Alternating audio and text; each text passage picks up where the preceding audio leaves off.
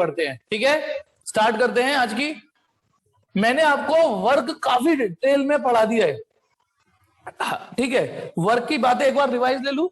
Work का formula एक बार revise ले लेते हैं। वर्क का फॉर्मूला ये integration of F dot D S, ये असली फॉर्मूला, बिल्कुल असली घी की तरह काम करेगा ये। ठीक है, कोई कंडीशन अप्लाइड नहीं, कोई कंडीशन अप्लाइड नहीं, असली फॉर्मूला ये है। और यदि फोर्स कांस्टेंट हो जाए तो फिर ये वाला लगा लेंगे ये, क्योंकि एफ बाहर आ जाएगा, अंदर डीएस का इंटीग्रेशन, तो लेकिन इसमें कंडीशन अप्लाइड होगी। फिर और क्या बताया था, वर्क भाई साहब जो है ये पॉजिटिव नेगेटिव जीरो कुछ भी हो सकते हैं। ठीक है, इन दोनों के बीच के एंगल को थीटा है, तो थीटा यदि 0 और 90 के बीच में रहता है तो positive, equal theta equal to 90 रहता है तो 0, और थीटा यदि 90 और 180 के बीच में रहता है तो नेगेटिव। याद कर लो, वर्क की यूनिट, वर्क का नेचर स्केलर निकला है ना, स्केलर क्वांटिटी है, एक ऐसी स्केलर क्वांटिटी जो पॉजिटिव नेगेटिव जीरो कैसी भी हो सकती है। और वर्क की एसआई यूनिट, एक एसआई यूनिट और एक सीजीएस यूनिट हमने डिस्कस की, ये जूल और ये अर्ग। ये पिछली 2 क्लासों का क्विक रिवीजन था। और एक चीज और, वर्क डन वर्ड से थोड़ा सा करेक्ट हो जाओ, वर्क डन ना बोल के work done bye a force बोलना सीखिए। अच्छा बोलोगे, सही बोलोगे तो सही चीजें होंगी। वर्क डन वर्ड इनकम्प्लीट होता है, जैसे हम बोलते हैं ना श्री कृष्ण ना बोल के राधे कृष्ण बोलते हैं। हमारे वैसे हिंदू देव में ना नाम आधा माना जाता है सीताराम, जब तक लेडी का नाम हो वो भी फर्स्ट, सीताराम, राधे कृष्ण, राधे श्याम, जो भी है ना, गौरी शंकर, लेडी को हमेशा फर्स्ट बोला जाता है। तो वैसे क्या बोली, वर्क डन बोल के आप उसकी इज्जत कम कर रहे हो। वर्क डन बाय जो भी फोर्स एक्शन में हो, work done by gravitational force, work done by friction force, work done bye resistive force, work done by normal reaction, work done by applied. सवाल किया ना आपने। और यदि सारा निकालना हो तो फिर ये बोलते हैं work done by net force, तब भी बोलना पड़ेगा work done by net force. ये तो वर्क डन की कहानी पिछले कुछ, और मैंने लास्ट क्लास में 2 न्यूमेरिकल, एक मतलब न्यूमेरिकल एक था, उसमें 2 हिस्से कर दिए थे।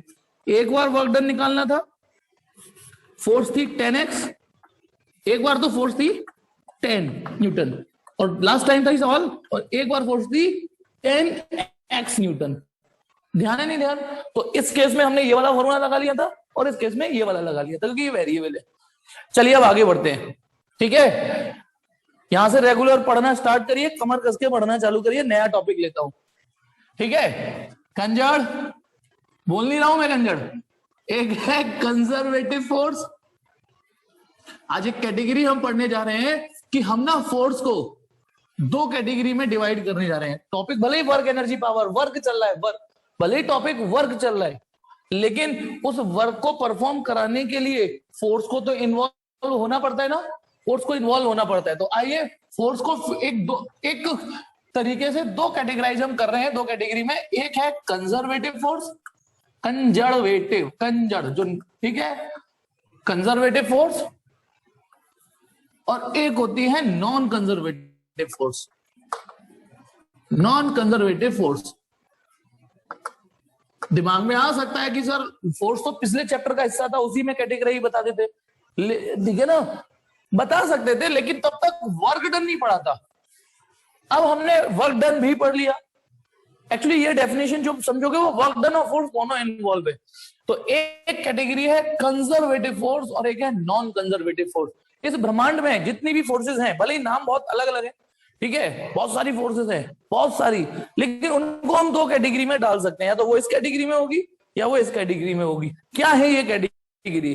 देखिए, कंजर्वेटिव फोर्स, मैं भी डेफिनेशन बोल देता हूं, और हर बार की तरह डेफिनेशन है, समझ में ना आए, these are those force in which work done by the force does not depend on initial and final position. Sorry. Only depend on initial and final position, does not depend on path followed.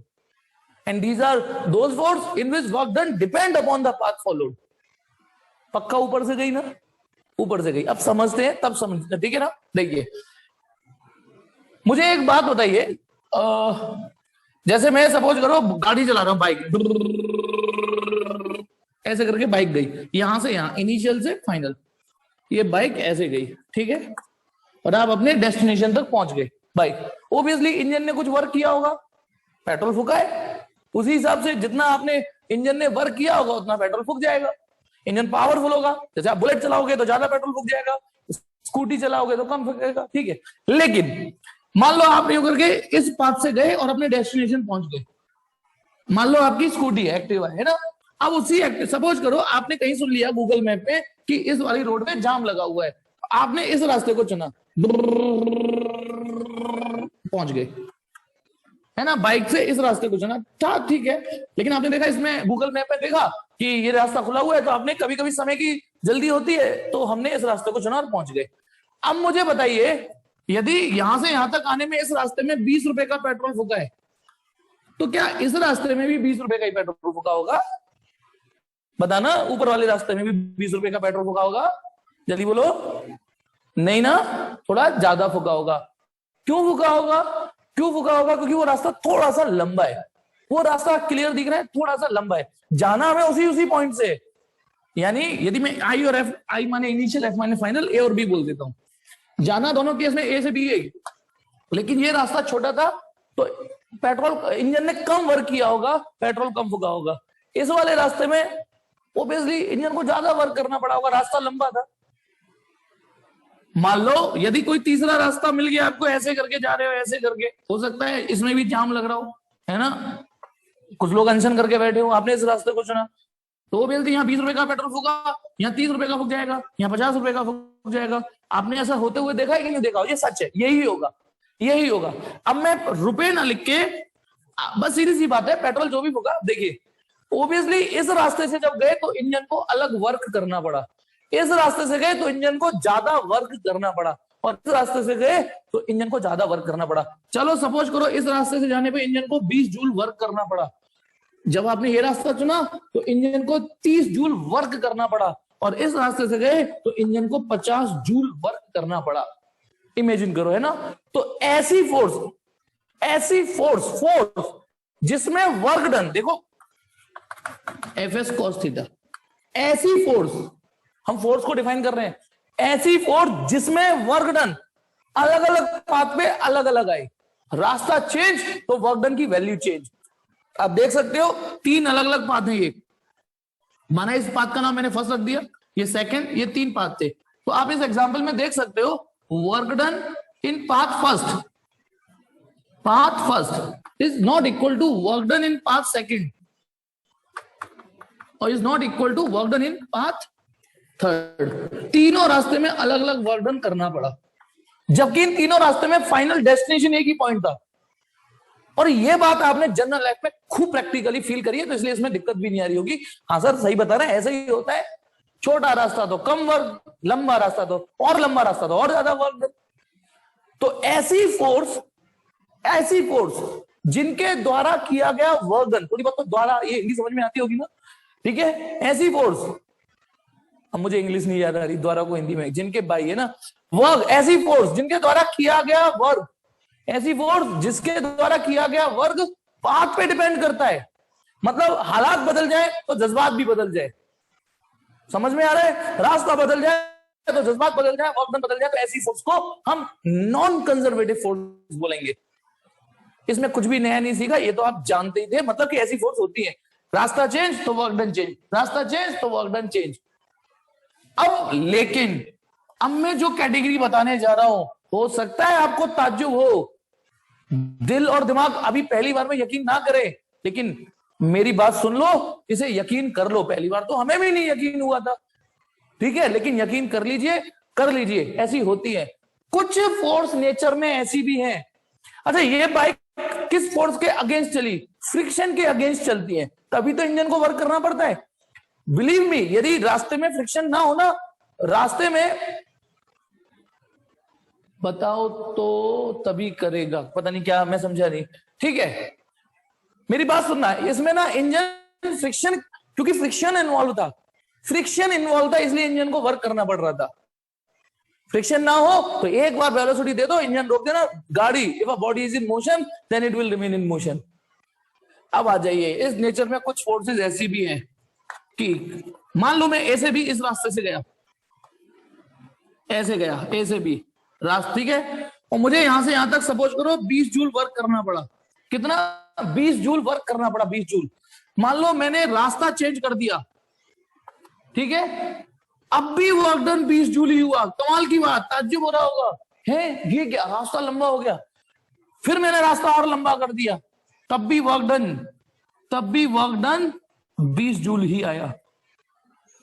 ऐसी भी force nature में है, ऐसी भी इस दुनिया में forces हैं जिनमें वर्क डन पाथ पे डिपेंड नहीं होता। वो रास्ता देखता ही नहीं है, वो ये देखता है तुमने कहां से कहां आ गए हो, बस कहां से कहां आ गए हो, कहां से कहां आ गए हो, किस रास्ते को चुना, इससे मतलब नहीं होता।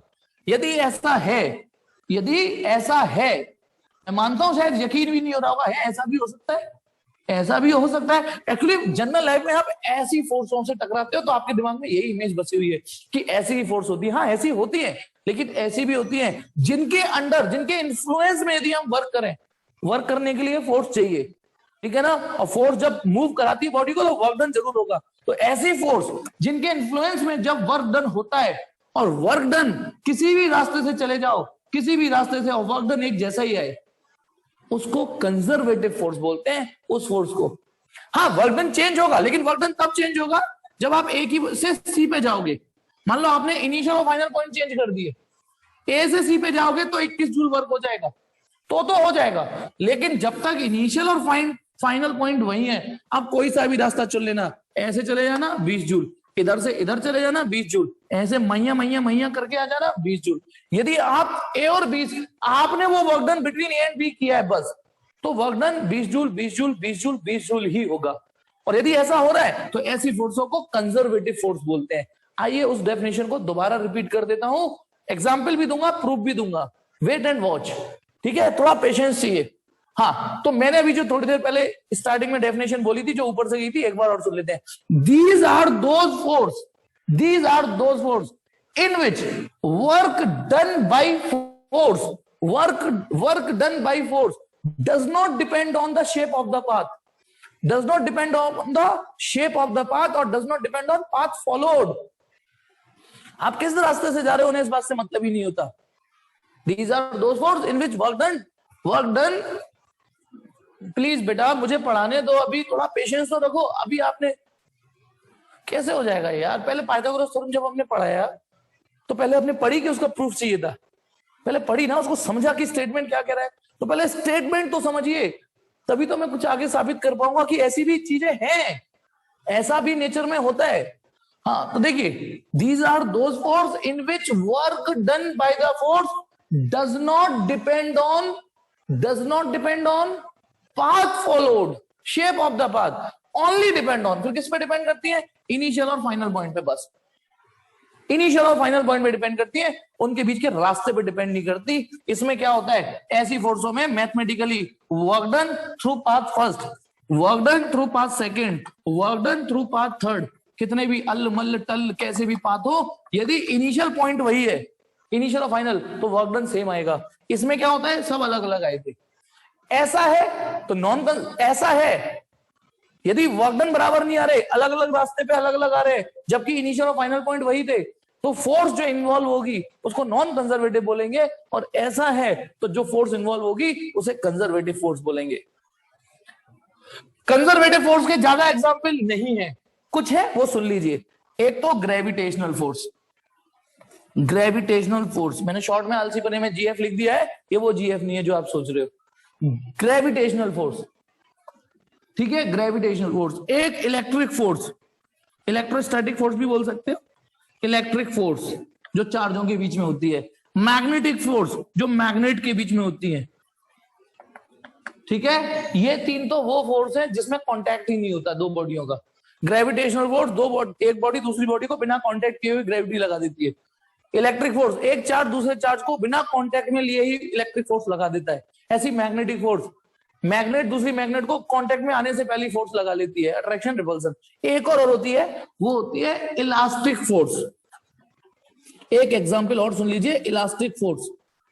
इलास्टिक फोर्स वर्ड पहली बार सुना है तो स्प्रिंग फोर्स, जो स्प्रिंग में होती है, जो स्प्रिंग में होती है। आपके 11th में ये और ये डिटेल में है, ये और ये डिटेल में, ये दोनों 12th में पढ़ोगे आप। ये दोनों 12th में पढ़ोगे, ठीक है।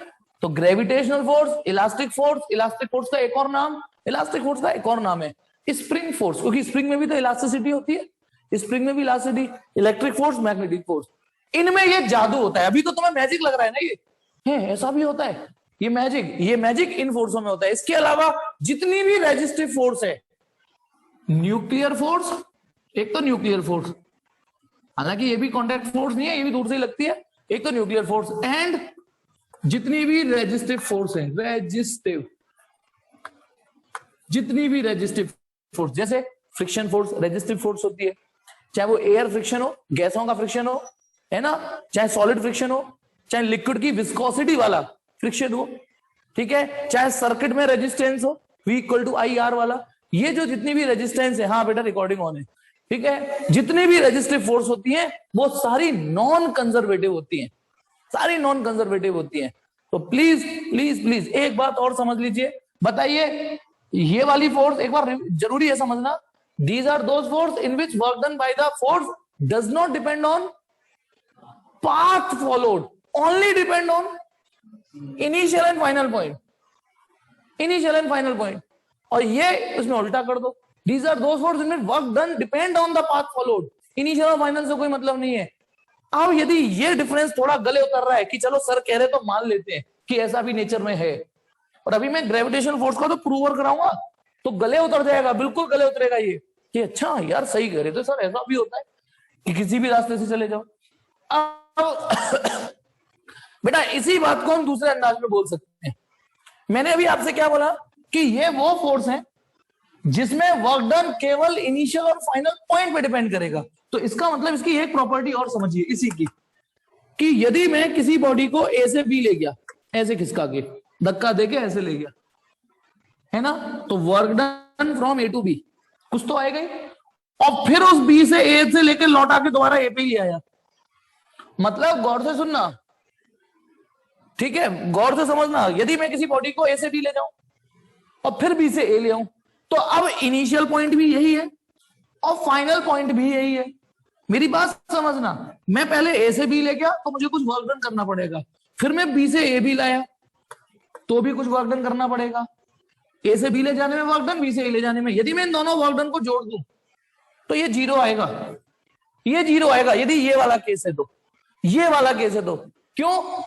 या इसको ऐसे लिख दो, work done from A to B and then B to A, zero आएगा। यदि आप किसी कंजर्वेटिव फोर्स इन्वॉल्व है और आप उसके इन्फ्लुएंस में वर्क कर रहे हो, तो यदि लौट के उसी जगह आ जाओगे, यही इनिशियल पॉइंट है, यही फाइनल पॉइंट है, तो वर्क डन जीरो आएगा। क्योंकि अभी अभी आप क्या डेफिनेशन देके चुके हो, इस फोर्स में वर्क डन पाथ पे नहीं, सिर्फ इनिशियल फाइनल पॉइंट पे डिपेंड करता है, और जब इनिशियल पॉइंट भी वही, फाइनल पॉइंट भी वही, तो वर्क डन जीरो हो जाएगा इसमें। और ऐसे पाथ को क्लोज्ड पाथ बोलते हैं। क्लोज हो गया, शुरू होके वहीं खत्म हो जाने वाले को क्लोज पाथ बोलते हैं।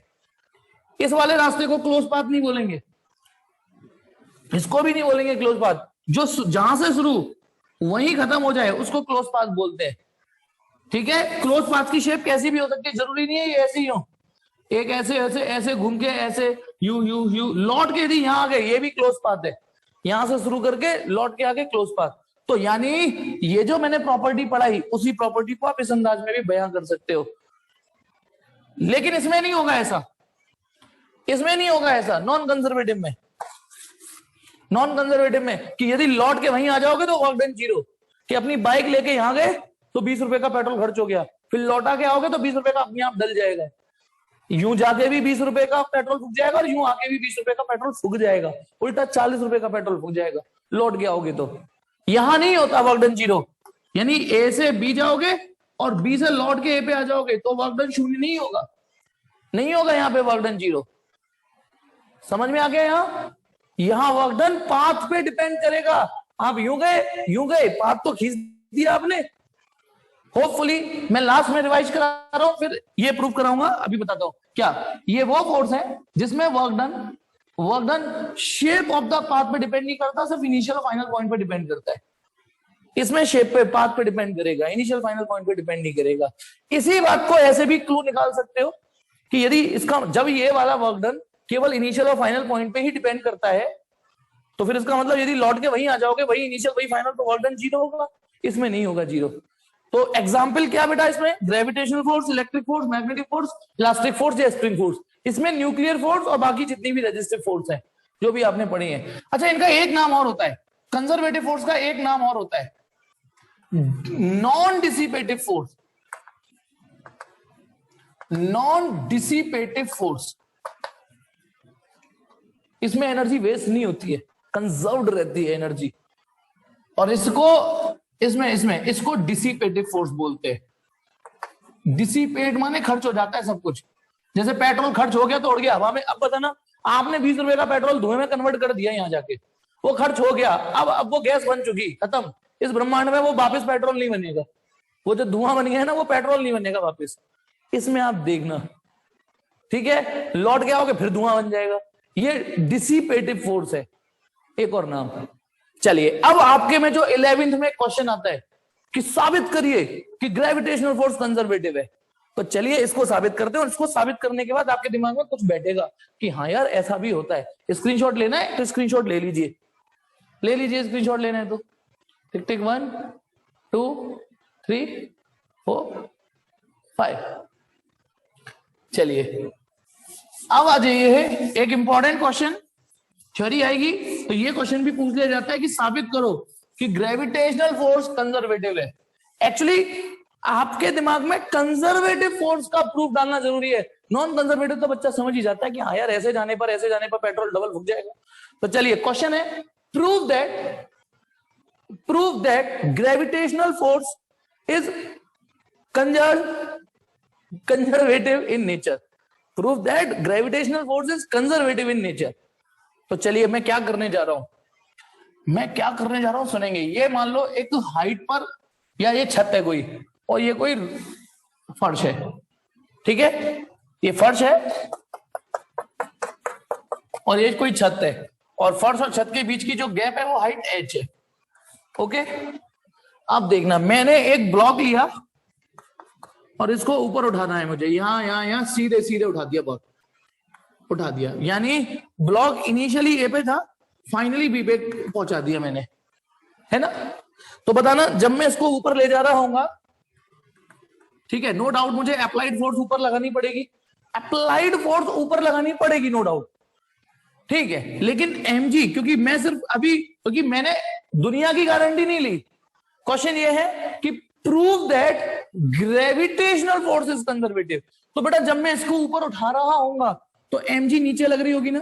अच्छा, ये कौन सा पॉइंट, ये कौन सा फिगर है, इनिशियली, ये क्या है जब फाइनली वहां पहुंच जाएगी, और ये क्या चीज है, इन बिटवीन। जब मैं उठा रहा था तो बीच का कोई फोटो ले लिया, तो ये 3 बॉडी नहीं है, बॉडी एक ही है, लेकिन इनिशियली, फाइनली, और ये समवेयर बिटवीन द ये।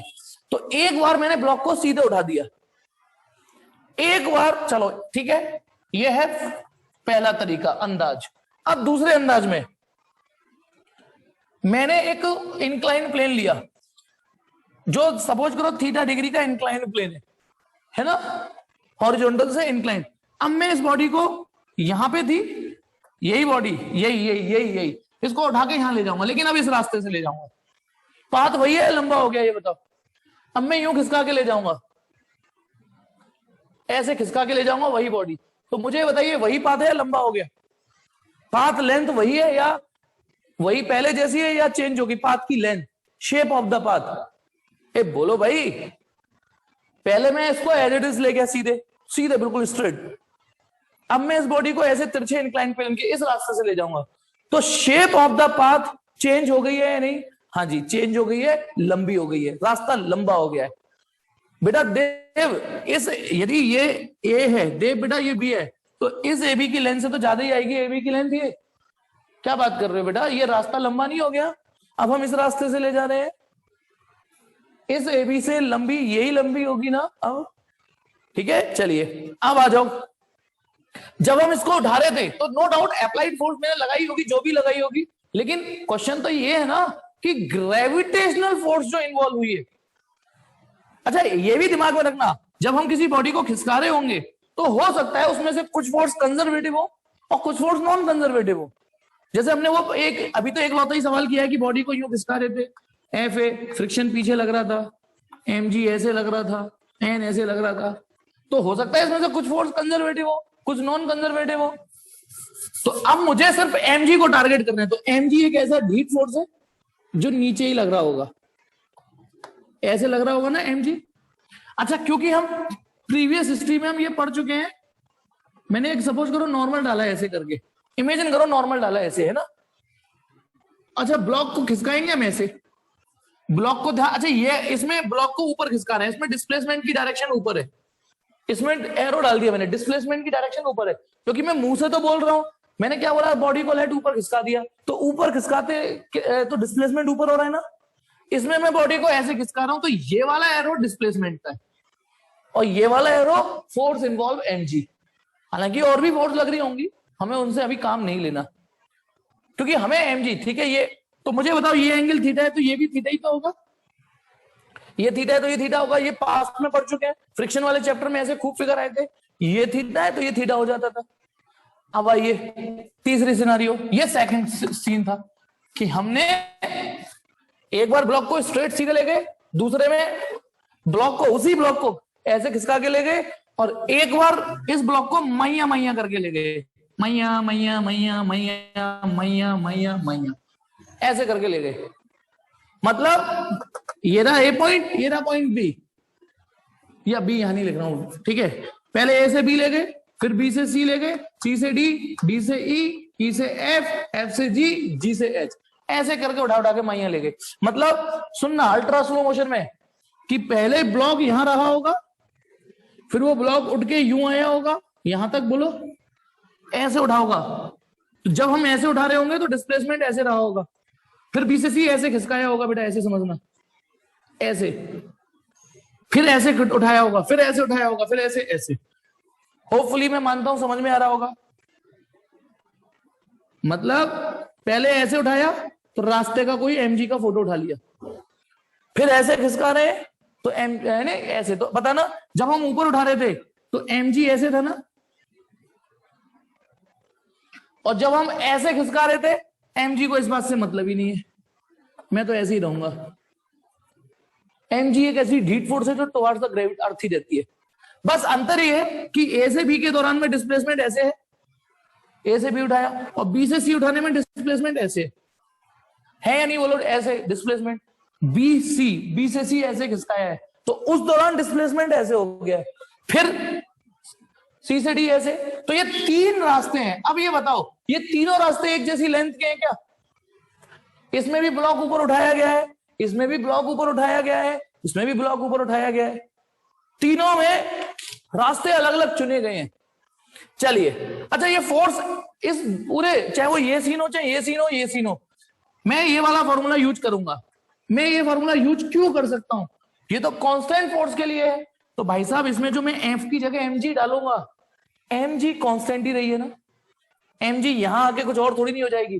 तो चलिए, सिंस वर्क डन का फॉर्मूला होता है F S cos theta, work done का फॉर्मूला होता है एफ एस कॉस थीटा।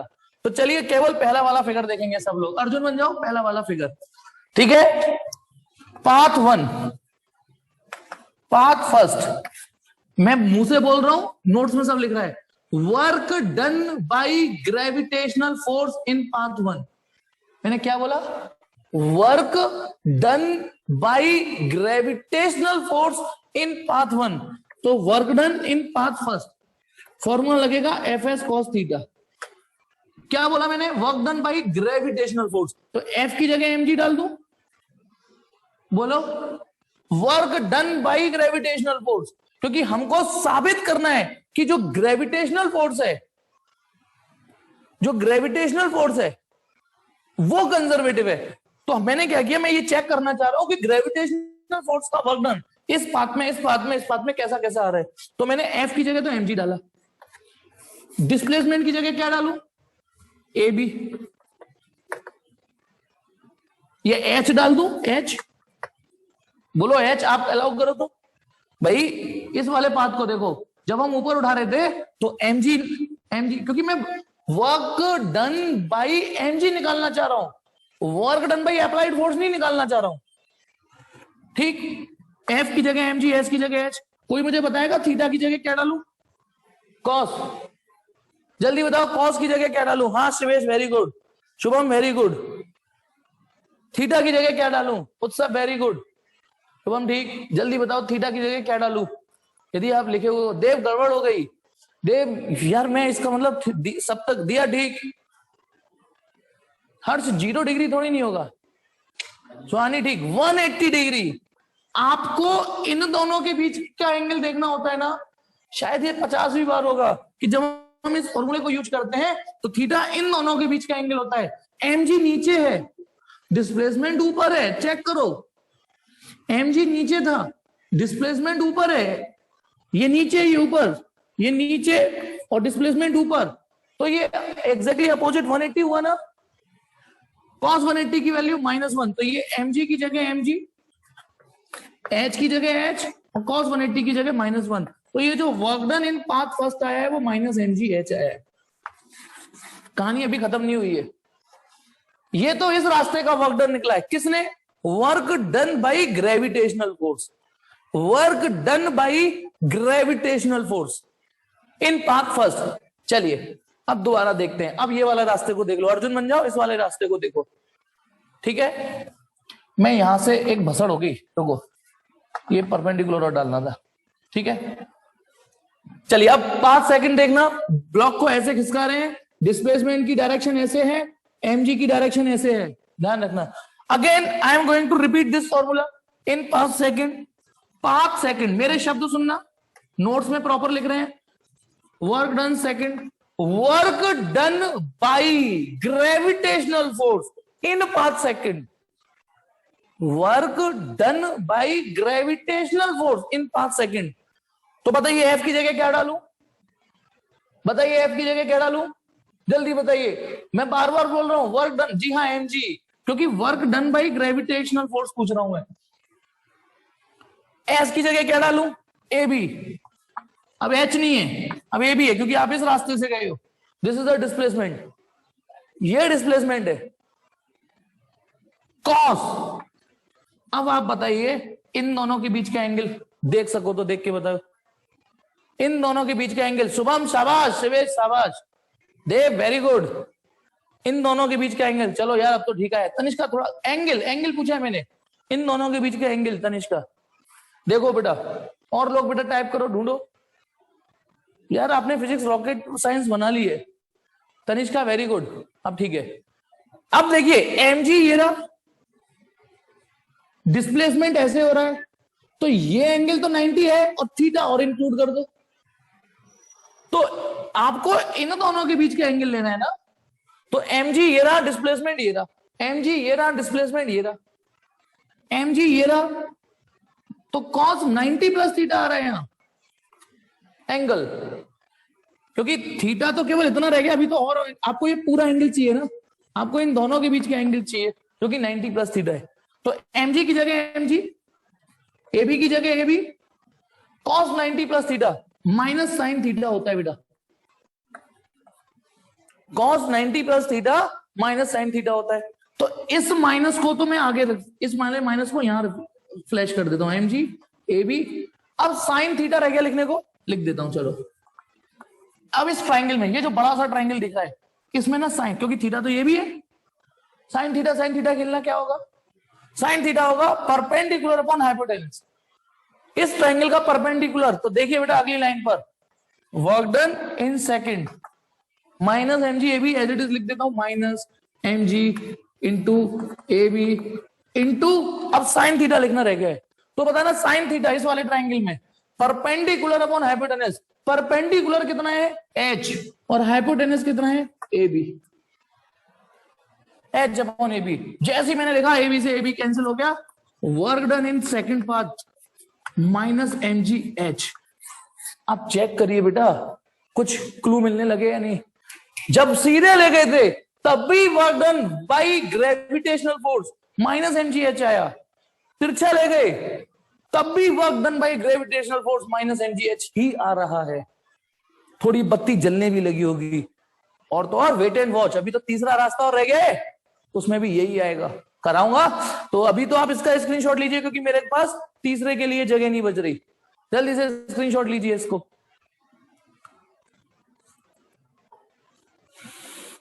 ठीक ठीक ठीक, 1 2 3 4 एंड 5। तो एक काम करता हूं, इतना तो मिटाता हूं, क्योंकि दो पाथ का तो काम हो गया। बताइए, यहां लिख देता हूं, वर्क डन फर्स्ट पाथ में माइनस mgh आ रहा है, वर्क डन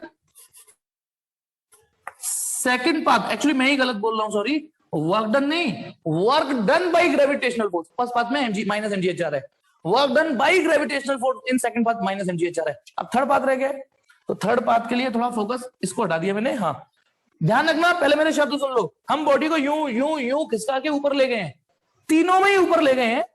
तो बताना अल्ट्रा स्लो मोशन में समझना, पहले मैं इसको ऊपर ले गया हूं, तो इस दौरान, हाँ इस दौरान जब हम ऊपर ले जा रहे हैं, तो एक मिनट, अब ये वर्क डन कैसे निकले, ये वर्क डन टुकड़ों में निकालेंगे हम, तीसरे वर्क डन, तीसरा वाला निकाल रहे हैं, थर्ड वर्क डन, ठीक है।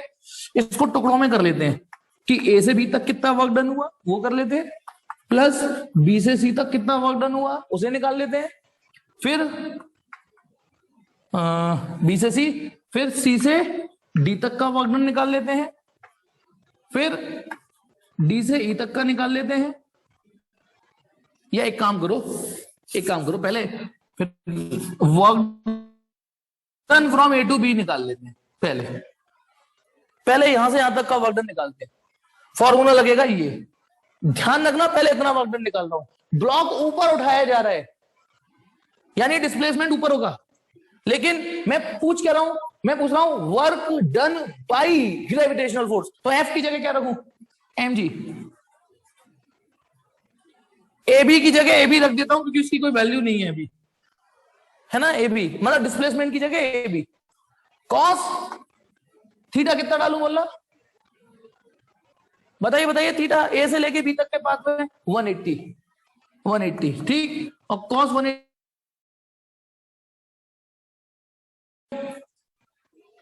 क्या था, तो मैं ये कर रहा था work done from A to B, तो F S cos theta, force रख दी mg, displacement A B, cos 180 की वैल्यू -1, जो मैं यहां लिख देता हूं, minus mg into A B, mg की जगह mg, ए बी की जगह ए बी, कॉस 180 का -1 यहाँ। अब ये और निकाल लो बेटा, बी से सी तक का वर्क डन, अब बी से सी तक का वर्क डन निकालेंगे। बताइए फोर्स की जगह क्या रखूं, mg, क्यों रखूं, क्योंकि शब्द ये बोले गए हैं work done by gravitational force को साबित करो। तो अब बताओ, जब मैं बी से सी ले जा रहा था तो mg नीचे ही तो था, mg, f की जगह mg, s की जगह क्या रखूं मैं, bc cos, भाई डिस्प्लेसमेंट bc हुआ, cos बताना क्या रखूं, जी हाँ शुभम बेटा, cos क्या रखूं बेटा, तनिष्का वेरी गुड, उत्सव very good, Kanhaiya very good, 90 degree, Ashmit very good 90, क्योंकि अब हम यू ले जा रहे हैं, ग्रेविटेशनल फोर्स ऐसे है, ठीक, तो cos 90, अब cos 90 हम तो डूबेंगे सनम, तुम्हें भी ले डूबेंगे, क्योंकि cos 90 जीरो होता है, इसके जीरो की वजह से सब जीरो हो गया, रायता फैल गया। लेकिन मैं आगे बाद में बढ़ूंगा, यदि आपको यह वजह समझ में आ गई कि बी से सी तक का वर्क डन, बी से सी तक का वर्क डन इसकी वजह से जीरो हो गया, तो बताओ ये वाला वर्क डन कितना आएगा, ये वाला वर्क डन कितना आएगा, क्योंकि अभी तो सॉल्व भी ये भी कर रहे हैं, work done from D to E, ये भी जीरो ही आएगा, और work done from F to G कितना आएगा, ये भी जीरो आएगा। तो एक एल्बर्ट ऋतुराज वासनिक नाम के साइंटिस्ट है ना, जिन्होंने सिमिलरली थ्योरम इजाद किए, सिमिलरली, तो बताना यदि सिमिलरली थ्योरम समझ में आ गई, सिमिलरली, तो जब work done from B to C zero है, तो work done from D to E और वो भी जीरो होगा, और work done from F to G ये भी जीरो होगा। चलो, लेकिन अभी ये भी रह गया, ये भी रह गया, ये भी रह गया, ये भी तो रह गया, लेकिन कोई बात नहीं, बुद्धि तो हमें यहां आ गई ना। एक बार और बताइए, जो लोग डायरेक्ट बता सकते हैं, मैं एक minute, work done from C to D, जो डायरेक्ट बता सकते हैं, इससे प्रेरणा लेके, ठीक है, हाँ सिमिलरली थ्योरम लगेगी नो डाउट।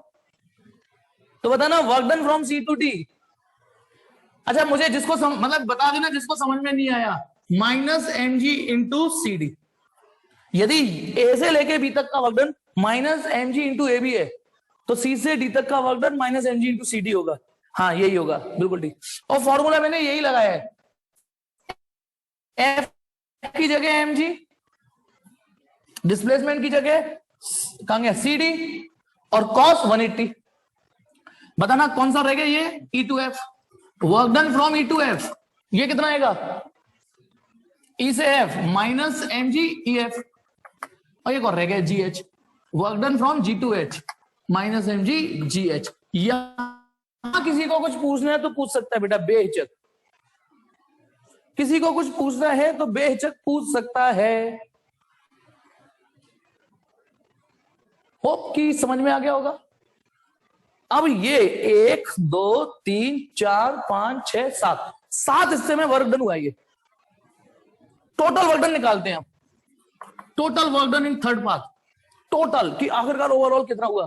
तो वर्क डन ए से लेके बी तक प्लस बी से सी तक, सी से डी तक, डी से ई तक, जितने भी वर्क डन है, और लास्ट कौन सा है, जी से एच तक। ए से बी तक का, फिर बी से सी तक का वर्क डन जोड़ दो, सी से डी तक का, डी से ई, ई से एफ, एफ से जी, ये सारे वर्क डन जोड़ दो। तो बेटा ये बताइए, इनको तो जोड़ना बेकार है, इनको तो जोड़ना बेकार है, बुद्धि लगाओ। तो केवल कौन कौन से वर्क डन सर्वाइव कर पाएंगे, एक तो ए से बी तक का सर्वाइव करेगा, एक सी डी सर्वाइव करेगा, एक ई एफ सर्वाइव करेगा, और एक जी एच। ये 4 वर्क डन सर्वाइव करेंगे, बाकी ये 3 तो जीरो हो गए, भगवान को प्यारे हो गए। अब बताइए, मैं वैल्यू रख रहा हूं, इन सब में क्या क्या कॉमन आ रहा है, इन सब में माइनस एम जी कॉमन आ रहा है। देखो इसमें भी minus M G, minus M G, minus M G, तो माइनस एम जी काम बाहर ले लो, तो यहां क्या बचेगा, A B plus C D plus E F plus G H. देखना यहां तक समझ में आया या नहीं,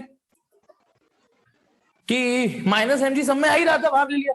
अब थोड़ा सा फिगर को वापस आओ, A B plus C D plus E F plus G H, total H ही तो हो गया ये भी, A B plus C D plus E F plus G H, ये भी तो टोटल एच ही है, तो बराबर माइनस एम जी, और इस पूरे ब्रैकेट को एच लिख सकते हो ना। स्क्रीनशॉट मारिए। अब मुझे आगे कुछ बोलने की जरूरत है, कुछ बोलने की जरूरत है या समझ में आ गया, जल्दी बताइए कि मैं आगे कुछ बोलूं, कि work done in third part जिसमें हम माइया माइया माइया करके ले गए, वो भी माइनस एम जी एच आया। यानी अब आपके दिल को भी और दिमाग को भी समझ में आया होगा, यार इसका मतलब ऐसी फोर्स होती है, ठीक है फ्रिक्शन नहीं होती, रेजिस्टिव फोर्स नहीं होती, लेकिन ग्रेविटेशनल फोर्स ने तो अपना कमाल दिखा दिया। देखा, बशर्ते इनिशियल और फाइनल पॉइंट वही हो, उसी ट्रैक मतलब उतनी ही मतलब उसी हाइट पे रेज करना हो, तो रास्ता कुछ भी आपने चुना, लेकिन वर्क डन वही आया, वही आया, वही आया, वही आया। ठीक है ना, पहली बार में होता है, होता है, होता है, होता है, होता है, होता है, नहीं समझ में आता कि ऐसा भी हो सकता है क्या। तो चलिए, ये प्रॉपर एक टॉपिक था। और मैं आपको एक और बात बता दूं, इसमें जो कॉमन गलती होती है, हाँ देखो, यदि सब्जेक्टिव क्वेश्चन हुआ तो ये आता है प्रूफ करने को, सब्जेक्टिव क्वेश्चन पेपर आया आपका तो प्रूफ करने को आएगा, और ऑब्जेक्टिव हुआ तो मजे आ गए, फिर क्यों आएगा, फिर क्यों आएगा। लेकिन हाँ, आपको ये फॉर्मूला चलाना तो आ गया ना एटलीस्ट। और मैं आपको एक और बात बता दूं, जो मैं पिछले कई सालों जब से पढ़ा रहा हूं ना, जब से, जैसे मैं आज तो खूब बढ़िया समझ में आ गया बच्चों को, यदि मैं कल डेफिनेशन पूछूंगा, बेटा कंजर्वेटिव फोर्स की डेफिनेशन दो, तो पता है क्या देते हैं, और आप भी दोगे यही, वो डेफिनेशन होगी बेटा, डिफाइन कंजर्वेटिव फोर्स, ठीक है, दीज आर दोज फोर्स, नहीं नहीं नहीं ये नहीं बोलते, मैं भूल गया,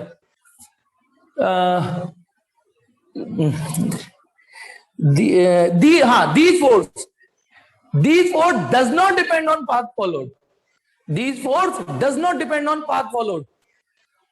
क्या आंसर देते हैं मैं ये बताता हूं, ये बोलते हैं, बताना ये सही है, बच्चा ये बोलता है sir conservative forces are those forces those forces which do not depend on path followed. बताना सही बोल रहा हूं गलत बोल रहा हूं? Conservative force are those forces which do not depend on path followed, only depend on initial and final position. सही बोलिए गलत बोलिए मैंने डेफिनेशन कंजर्वेटिव की? बताओ, पता ही नहीं चल पा रहा होगा। सही है ना? देखो देव को सही लग रही है, देव को ये डेफिनेशन सही लग रही है शुभम को भी सही लग रही है। इसका मतलब ये गलती, सुनो मैं बात, मैं एक बार और बोल रहा हूं, ये गलत डेफिनेशन है, दोबारा दे रहा हूं मैं, गलत डेफिनेशन है ये, हाथ बांध के, ठीक है? These are those force, conservative की दे रहा हूं, कंजर्वेटिव की, these are those force which do not depend on path followed, only depend on initial and final position. अब मैं कह रहा हूं ये गलत है, ढूंढो। हाँ देव, अब ठीक है, बताओ इसमें क्या गलती है? देव ने पकड़ ली गलती, और बताओ क्या गलती है? These are those force which do not depend on path followed, और बताओ क्या गलती है इसमें? कोई नहीं पकड़ पा रहा, देव नहीं पकड़ी है बस ये गलती। चलिए कमेंट सेक्शन में डाल देना है, नहीं कमेंट सेक्शन में यदि कोई गलती समझ में आ जाए तो कि अब इस डेफिनेशन में ना जीरो क्यों आता है वर्क डन, वैसे ही वो तो क्लोज लूप में आता है वर्क डन। तनिष्का पकड़ना मेरे शब्द को, यूट्यूब पर बार बार पकड़ना, ये जो मैं आपको बोल रहा हूं गलती क्या है, एक बार फिर से बोलता हूं, दीज आर, लिख देता हूं, those force, these are those force which conservative की which do not depend on path followed, which इसका मतलब आप भी उसी कैटेगरी में हो, वही गलती करते यदि कल पूछता तो, which do not depend on path followed, only depend on initial and final position। एक मिनट में जब आपकी तरफ देखूं तब रिएक्शन देना। हाँ जी बताओ। हाँ अब दो, मैं नहीं पढ़ पाया पीछे के मैसेज, वहां जाना पड़ेगा। हाँ हर्ष ने पकड़ लिया बेटा, हर्ष बिल्कुल ठीक, सही पकड़े हैं। और पकड़ो बेटा गलती इसमें कंजर्वेटिव फोर्स की डेफिनेशन में। तनिष्का ये गलती नहीं है, ये गलती नहीं है, और ढूंढो मैंने क्या पढ़ाया है और आपके सामने लिखा क्या है, गलती ढूंढो। गलत गलत सुहानी, ये गलती नहीं है। दीज आर, अरे ग्रामर की गलती मत देखो। हाँ शुभम चौधरी ने पकड़ लिया, गलती ढूंढो और कल बताना मुझे, स्क्रीनशॉट ले लो इसमें क्या गलती है। चलो गलत आदित्य नहीं, इसका स्क्रीनशॉट ले लो और गलती बताना कि सेंटेंस में क्या गलती है और मैंने क्या पढ़ाया है। चलो मेहनत करो थोड़ी सी आप भी, नेक्स्ट पॉइंट की ओर मूव करते हैं। नहीं बता रहा मैं, स्क्रीनशॉट ले लो और बताना क्या गलती है। ये कंजर्वेटिव फोर्स की डेफिनेशन नहीं बताई मैंने। चलो क्या बताया था, सेम सेम सी लग रही थी। चलो अब आ जाइए, अगला टॉपिक है बहुत आसान, एनर्जी। इस चैप्टर का नाम क्या है? Work, energy and power. अरे बता दूंगा मैं, बता दूंगा। अरे थोड़ा बहुत कमेंट सेक्शन में भी तो आने दो चीजों को, मेरे वैसे लाइक शेयर सब्सक्राइबर नहीं है, थोड़ा बहुत इसी से उछल कूद मत जाने तो मुझे भी अच्छा लगेगा। ठीक है कल बता दूंगा, नेक्स्ट कल सुबह 9:30 पे क्लास है, ध्यान रखना सुबह, क्योंकि कल संडे है। तो चलिए एनर्जी, एनर्जी की डेफिनेशन स्टार्ट करते हैं। चैप्टर का नाम है वर्क, एनर्जी, पावर। वर्क की बातें हो गई, चलिए अब एनर्जी की बात करते हैं। एनर्जी, सच्चाई ये है एनर्जी का, यदि आप 11 लेवल से पढ़ते हो तो एनर्जी का खुद का कोई वजूद नहीं है फिजिक्स में, मैथमेटिकल वजूद नहीं है, मैथमेटिकल कोई मैथमेटिकल वजूद नहीं है एनर्जी का, केवल डेफिनेशन है। क्या है definition? Capacity of doing work, ability of doing work of a system is called energy of that system. Capacity of doing work, capacity of doing work by system is called energy of that system. ये है definition, बचपन से पढ़ रहे होगे। अच्छा मैंने जब भी कैपेसिटी वर्ड आता है, कैपेसिटी मेरे दिमाग में घंटी बजती है। वो मैंने आपको इलेक्ट्रिसिटी वाला जोक मारा, सुनाया था कि नहीं? क्या इलेक्ट्रिसिटी वाला जोक सुनाया नहीं सुनाया कभी? जब भी ये वर्ड आता है मेरे दिमाग में आ जाता है, पता नहीं क्यों आ जाता है। जल्दी बताओ, इलेक्ट्रिसिटी नहीं? चलो अभी सुनाता हूं, देखो फटाफट देखना है, नहीं फटाफट। एक बार क्या हुआ, एक मैडम आई क्लास में पढ़ाने 12th की, और ये बोला कि बच्चों आज हम पढ़ेंगे चैप्टर इलेक्ट्रिसिटी। बताओ क्या पढ़ेंगे? तो बच्चे रिप्लाई करते इलेक्ट्रिसिटी। बेटा आज हम पढ़ेंगे इलेक्ट्रिसिटी। बताओ क्या पढ़ेंगे? इलेक्ट्रिसिटी। अब सबने रिप्लाई इलेक्ट्रिसिटी करा, लेकिन एक बच्चे ने बोला इलेक्ट्रिसिटी, एक बच्चे ने बोला इलेक्ट्रिसिटी। मैडम नहीं आई थी, एक्चुअली उसके वोकल कॉर्ड में प्रॉब्लम थी उस लड़के के, वो है नहीं, लेकिन मैडम को नहीं पता था कि उसके वोकल कॉर्ड में दिक्कत है, वो ठीक से पूरा बोल नहीं पाता था। उन्होंने कैच कर लिया, इधर उधर खड़ो खड़ो, क्या पढ़ेंगे? मैम छोड़ो रहने दो, नहीं पता क्या बोलेंगे, इलेक्ट्रिसिटी। उन्हें लगा कि ये लड़का छेड़ रहा है मुझे, बदतमीजी कर रहा है। हुटिंग हो जाती है ना नई टीचर की, बड़े बड़े बच्चे कर भी देते हैं। अच्छा इलेक्ट्रिसिटी, बदतमीजी, मुझसे बदतमीजी। अब मैडम थी, जेंट्स टीचर होता तो कान के नीचे रख देता, बैठ जा चल। अब लेडीज टीचर क्या कहती, चल कल अपने पापा को बुला के लियो, अपने पापा को बुला के लेके आना, है ना, तेरी शिकायत करूंगी तेरे पिताजी से। नहीं मैडम को आके देख के क्या कहते हैं, छेड़ रहा है तू, तमीज नहीं है, इलेक्ट्रिसिटी। अब अगले दिन पापा आए, पापा क्या हुआ मैडम, क्या बात है, क्या कर दियो मेरे मोड़ा ने? सर कैसी बात कर रहे हो आप, कितना बदतमीज लड़का है, कहां थे संस्कार आपके, कुछ दिए कि नहीं? इलेक्ट्रिसिटी को इलेक्ट्रिसिटी बोल रहा है ये। अरे मैडम छोटी सी बात है ना। नहीं सॉरी, उसने बोला, जब उन्होंने ये बात सुनी कि उसके कि मैडम इस बात पे नाराज है कि इलेक्ट्रिसिटी को इलेक्ट्रिसिटी पढ़ रहा है। मैम छोड़ो इस बात को, अब बेचारे की कैपेसिटी इतनी है, उसकी कैपेसिटी इतनी है। अब मैडम को और गुस्सा आने लगा कि साला बेटा तो बेटा, बाप भी छेड़ के चला गया, है ना, बाप भी छेड़ के चला गया, कैपेसिटी। अब मैडम को बदला लेना था, बदला पार्ट 2। उन्होंने कहा बेटे से तू अपने बड़े पापा को बुला के लियो, ताऊ जी को, उस जगह ताऊ जी को बड़े पापा बोलते ना, ताऊ जी को, तुझे और तेरे डोकर दोनों की शिकायत कर दूंगी। अब मैडम भी सभ्यता भूल रही है, नहीं तेरे डोकर दोनों की शिकायत करूंगी, तू वो भी छेड़ के जा रहे हैं। अगले दिन ताऊ जी आते हैं, वही टून, क्या बात है मैडम, क्या वो कि कैसे संस्कार दिए आपने अपने छोटे भाई और भतीजे में, देखना वो इलेक्ट्रिसिटी को इलेक्ट्रिसिटी बोल रहा है, वो कैपेसिटी बोल रहे, छेड़ रहे मुझे। मैडम छोटी सी बात है, ज्यादा पब्लिसिटी मत करो इसकी तुम। अब मैडम को और खून खोलने लगा, पब्लिसिटी कि मैडम छोटी सी बात है, आप बिना बात के इतनी पब्लिसिटी कर रही हो। अब इस पब्लिसिटी पे और खून खोलने लगा, लेकिन मैडम के पास अभी एक लास्ट होप थी अभी। उन्होंने कहा तुम दादाजी को बुला के लियो। अब यार दादाजी से तो उम्मीद कर सकते हैं ना, ठीक है, सही डिसीजन लेंगे, ठीक है, हाँ। अब दादाजी आते हैं, ये लास्ट होप थी, ठीक है। अब दादाजी आते हैं, हाथ में वो लकड़ी,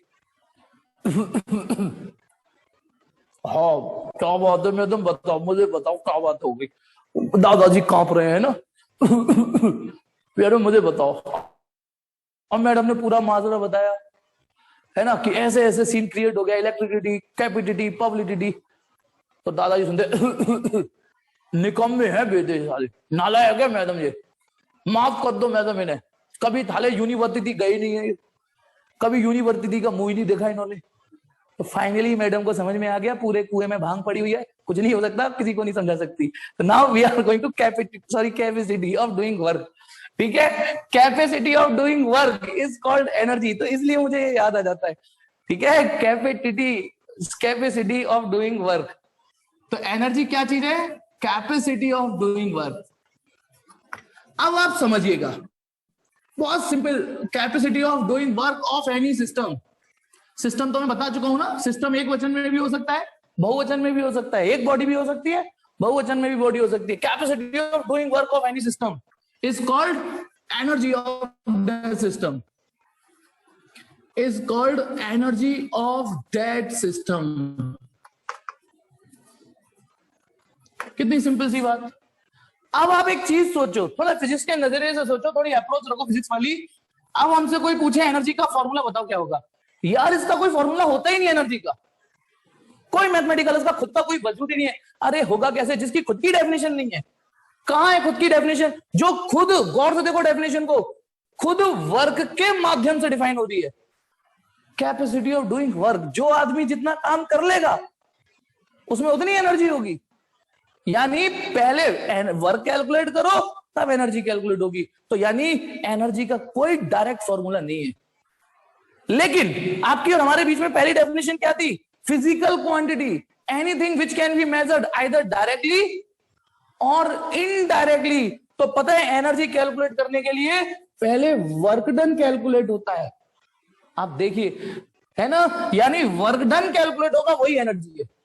गंगाधरी शक्तिमान होता है बेटा, यहां समझ में आ गया। मतलब दुनिया की किसी भी एनर्जी का, आप कहोगे सर एनर्जी का फॉर्मूला होता तो है हाफ एम वी स्क्वायर, होता तो है mgh, जो भी आपको याद होगा। नहीं बेटा, शुरू से पढ़ रहे हैं, नई घोड़ी नई चाल।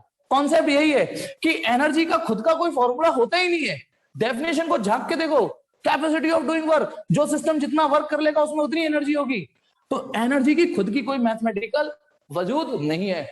ये जब भी कोई फॉर्मूला निकालने, जब भी एनर्जी का कोई एक्सप्रेशन निकालना होता है तो ये वर्क के पास भीख मांगने जाती है, फॉर्मूला दे दे, फॉर्मूला दे दे, तो वर्क आता है, चल ले तू अब मेरा फॉर्मूला ले। समझ जाओगे जैसे जैसे आगे बढ़ोगे। तो energy is equal to work done, energy is calculated by calculating work done.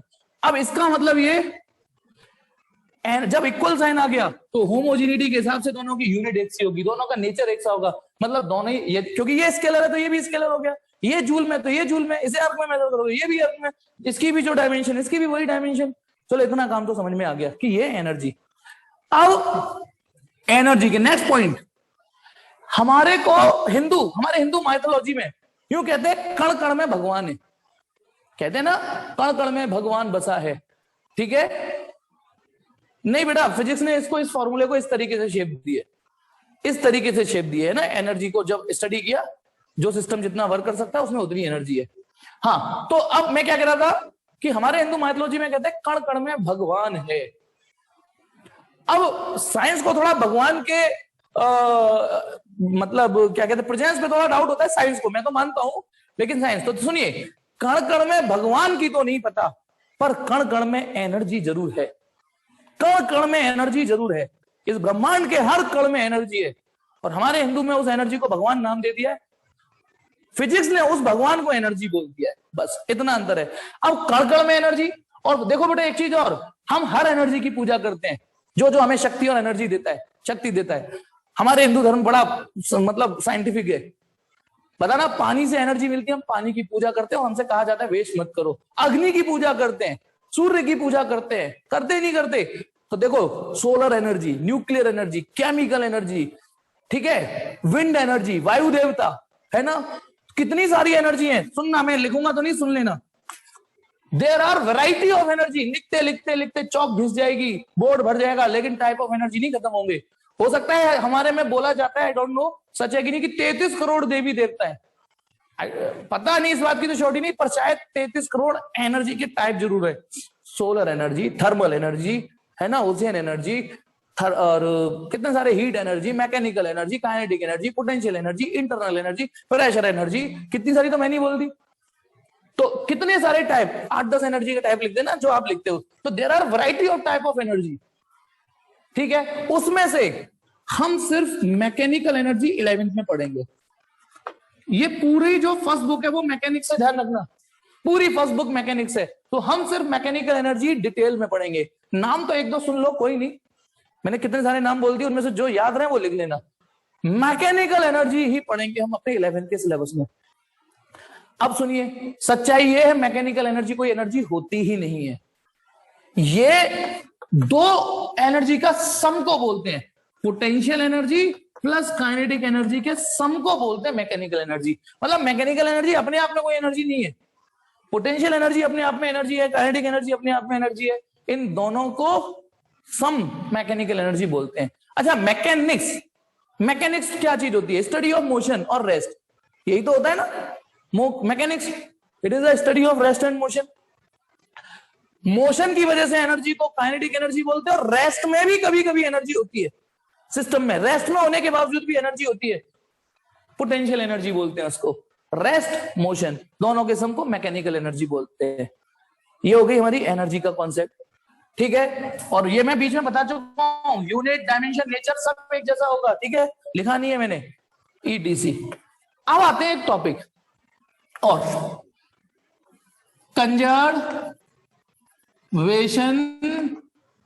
Conservation of energy.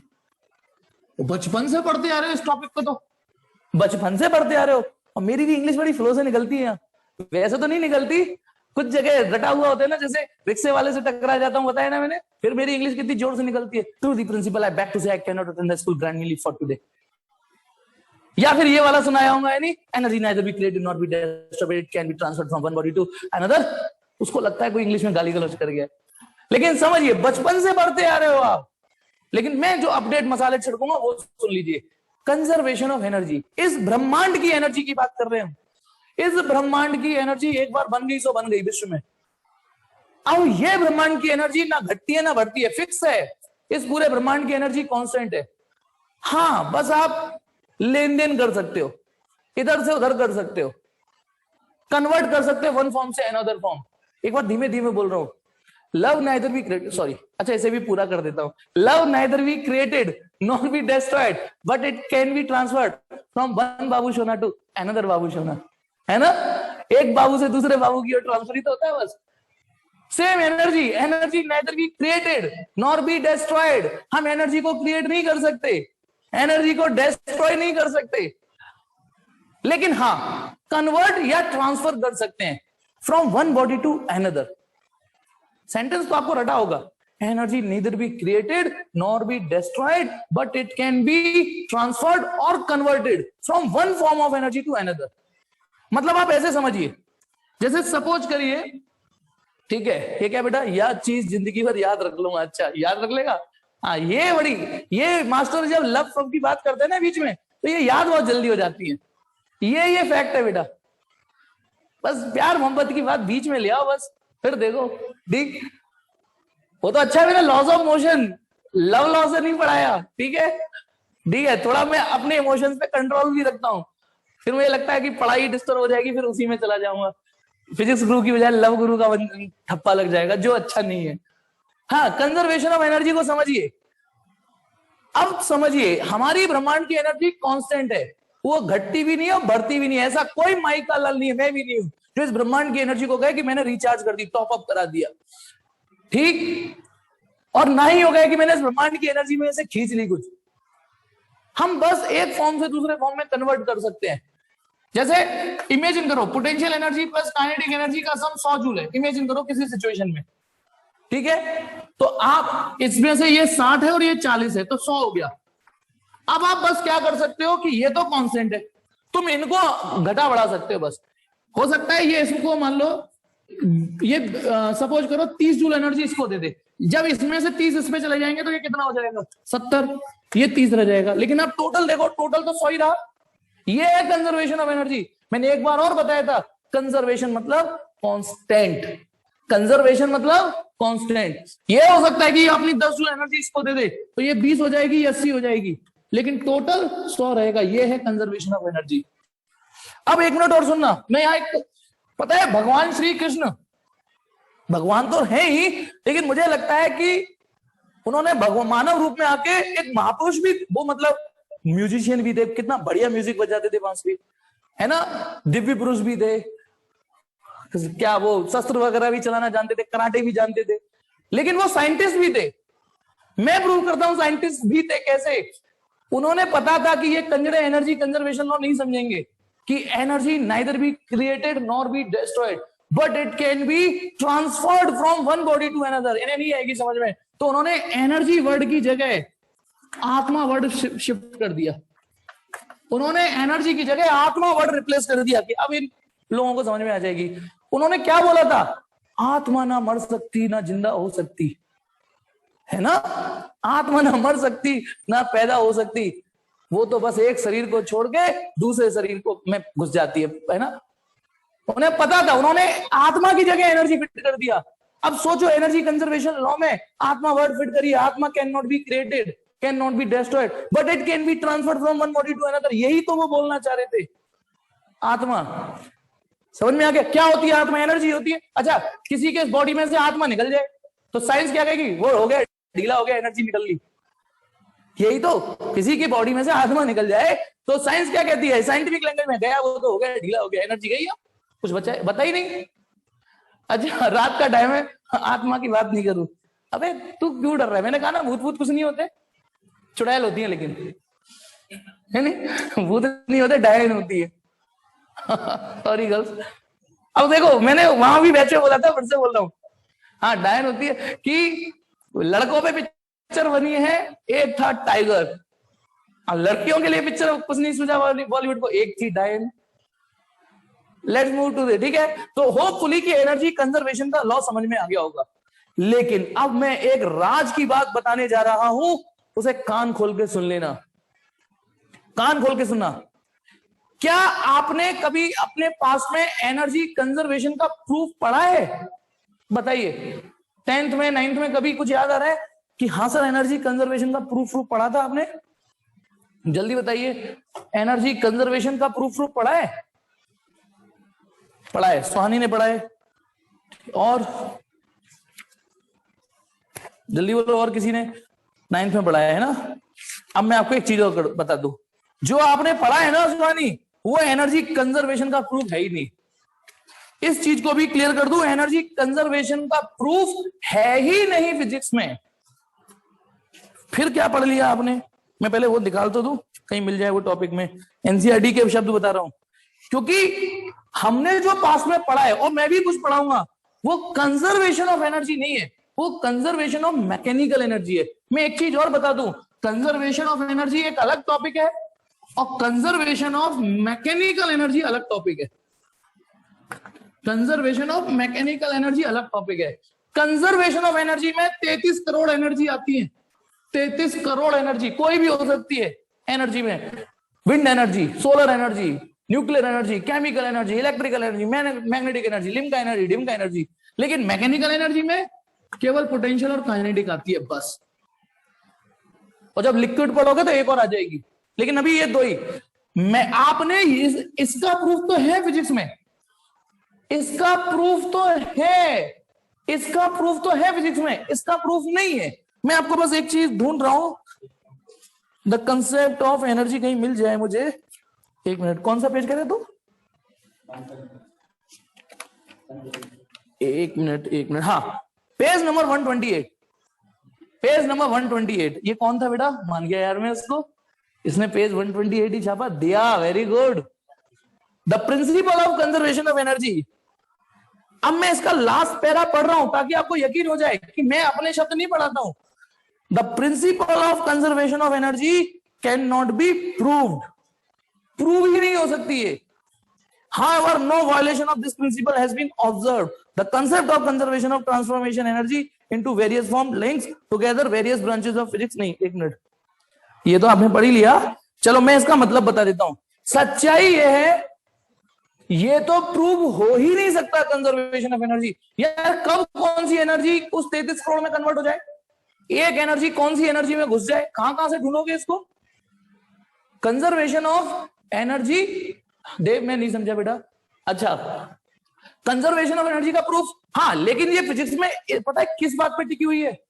आज तक इसका वॉयलेट करने वाला कोई एग्जाम्पल फिजिक्स को नहीं दिखा है।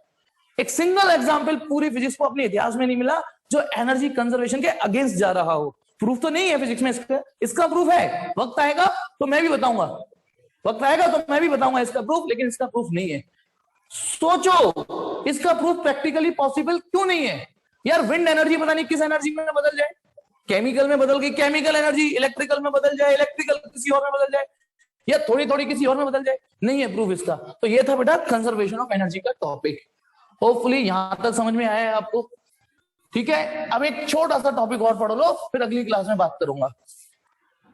कंजर्वेशन ऑफ एनर्जी हो गया, टाइप ऑफ एनर्जी हो गया, एनर्जी का नेचर हो गया। ये ध्यान रखना जो मैंने अभी डायलॉग बोला था, अभी तो आपको हंसी में आया होगा।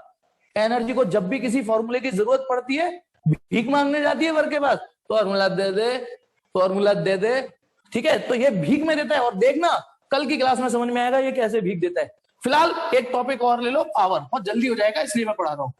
पावर, पावर का मतलब होता है जो आपने वर्क किया है वो किस रेट से किया है, रेट ऑफ डूइंग वर्क। मतलब जो वर्क है उसका यदि रेट निकाल लिया जाए, आपको सबको पता है रेट वर्ड निकालने के लिए टाइम से डिवाइड मानना पड़ता है, तो उसको पावर बोलते हैं। बेटा एक मिनट सुनना, यदि किसी को सीढ़ियां चढ़नी है घर पे, सबके घर में सीढ़ियां होती है ना, नीचे से ऊपर छत पे जाना है, तो हमारी दादी जी चढ़ चढ़ के ऊपर धीमे धीमे जाती है ना, ठीक है, और एक आप वही सीढ़ियां चढ़ते हो, तो आप दोनों ने सेम वर्क किया है बेटा, सेम वर्क परफॉर्म किया, मान लो ठीक है ना।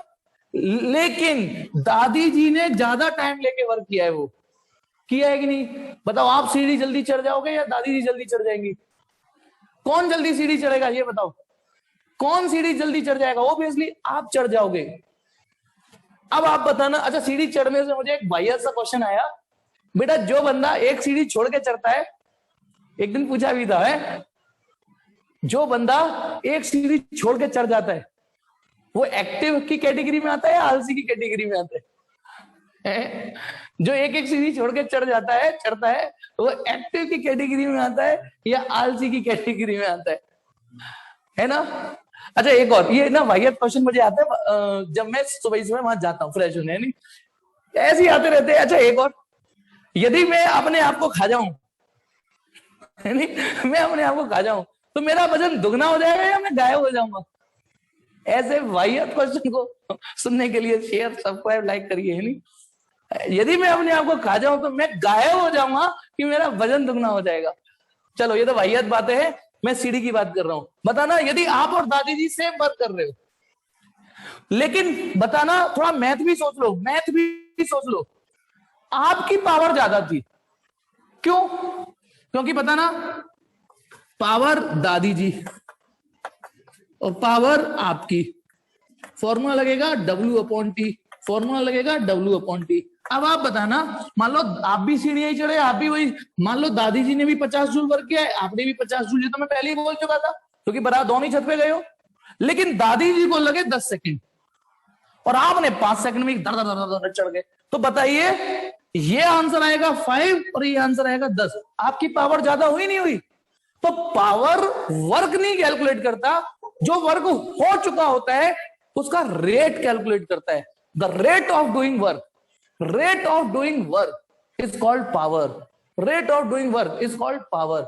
और क्योंकि इतना तो समझ में आ गया, जो कम टाइम लेके उतना ही वर्क कर देगा उसकी पावर बढ़िया होगी। देखो आपकी पावर अच्छी क्यों आई, क्योंकि आपने कम समय लेके वो, भाई न्यूमरेटर सॉरी डिनोमिनेटर यदि कम हो तो बढ़िया ही आ जाएगा आंसर। चलो, लेकिन क्योंकि आप 11 में पढ़ चुके हो, तो यदि पावर को और एक्यूरेटली कैलकुलेट करना है तो पावर का एक फॉर्मूला अपने दिमाग में ये भी डालना चालू कर दीजिए, रेट ऑफ डूइंग वर्क। ये वही बात हो गई कि वेलोसिटी बचपन से S/T पढ़ रहे थे, लेकिन 11th में आके एक अपडेट ये भी आ चुका है, ये मोर एक्यूरेट है। इसको क्या बोलते हो? Velocity, average velocity. और इसको क्या बोलते हो? Instantaneous velocity. तो ये पावर, सच्चाई ये है कि ये एवरेज पावर है और ये इंस्टेंटेनियस पावर है। पावर इसे भी बोल दो, लेकिन ये इंस्टेंटेनियस पावर है। ध्यान रखना, मैं फिर से बोल रहा हूं, इस चैप्टर की शुरुआत में ही बोली थी कि जितने भी फिजिक्स में इंटीग्रल और डिफरेंशियल वाले फॉर्मूले होते हैं ना, जितने भी, वो ज्यादा मीनिंगफुल होते हैं, वो ज्यादा पावरफुल होते हैं, ठीक है ना, वो ज्यादा एक्यूरेट होते हैं। फिलहाल इसकी यूनिट तो बता ही दूंगा। अच्छा ये बताओ, ये स्केलर तो ये भी स्केलर ही हुआ। ये फॉर्मूले कम से कम यूनिट डायमेंशन निकालने के काम में आ जाएंगे। बेटा डायमेंशन आपका काम है, आप निकालना। नेचर स्केलर है। बस एक चीज बता दूं, पावर की ऐसा यूनिट ऑफ पावर, वर्क की जूल, इसकी सेकंड, तो जूल पर सेकंड। पावर की ऐसा यूनिट हो गई जूल पर सेकंड, जिसको शॉर्ट में वॉट बोल सकते हो, वॉट। ये भी ऐसा यूनिट ही है, वॉट। चलिए बाकी कल बात करेंगे, बहुत ओवर हो गया, आपको भी कंटाल आ रहा होगा।